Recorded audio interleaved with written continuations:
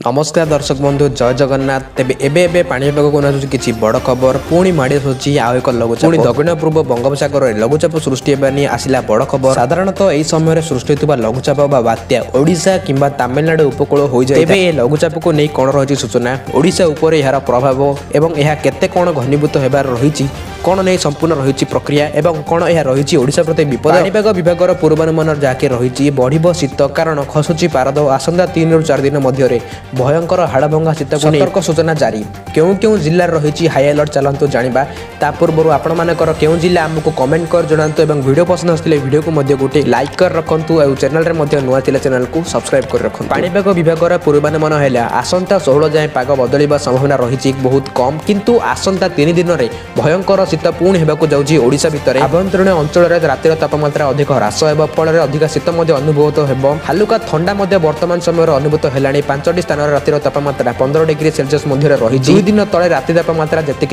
ताठू 1 ରୁ 2 डिग्री खसुची आसंता 14 तारिख बेलू केतक जगार 10 डिग्री पाखापाखि फल अधिक शीत अनुभूति हेबनी आंचलिक पाणीपाग पक्षर सतर्क सूचना जारी अन्य पक्षे लघुचाप को विभिन्न प्रकार मॉडल आकलन करुँच तेज आसंता 16 तारिख बेलू दक्षिण पूर्व बंगोपसागर और पार्श्ववर्ती अंचल एक लघुचाप सृष्टि संभावना रही सृष्टि होगा जाऊँगा लघुचाप अंडमान सागर तले सृष्टि हो घनीभूत संभावना रही साधारणतः यही समय सृष्टि होता लघुचाप बात्या तमिलनाडु मुहां हो जाए किंतु यार प्रभाव ओडिशा मध्य देखा मिलता है सामान्य कहवाक गले उपकूल ओडिशार जिला गुड़िक एने अधिक प्रभावित हो तेज वर्तमान समय केवल लघुचाप सृष्टि हो परवर्ती समय यह जदि अवपात कि डीप डिप्रेशन रूप नहीं तेज बात्या नहीं कन्फर्मेशन हो किंतु वर्तमान समय एने जहाँकि घनीभूत प्रक्रिया और यार गतिपथ को नहीं वर्तमान समय कौन खबर आसीना तेज एमती पाणीपाग संपर्कित खबर प्रतिदिन पाइबा चाहूले निहत रूप में आपने आम चैनल को सब्सक्राइब कर रखु और वीडियो को गोटे गोटे लाइक कर निज फैमिली और फ्रेंड्स मान सहित वीडियो को शेयर कर